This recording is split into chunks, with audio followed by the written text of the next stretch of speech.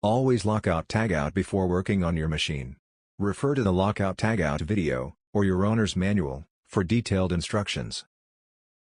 The chip-out block safeguards against tearing as the bit drills through the door. You will need to replace the block when you notice that your cylindrical locks are not being cut cleanly.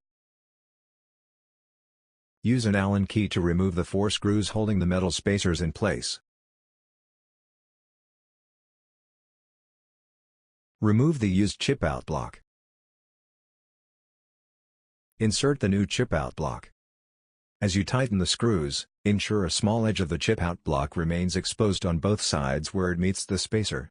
Otherwise the chip-out block will not put enough pressure on the door to be effective. Now, feed a door into the machine, and disable all functions except for the lock drill. Switch to the manual screen. Before clicking Burn Chip Out, ensure the door is clamped. You may now run the sequence. The lock bore will drill a hole into the fresh block. Once complete, the machine is ready for normal use.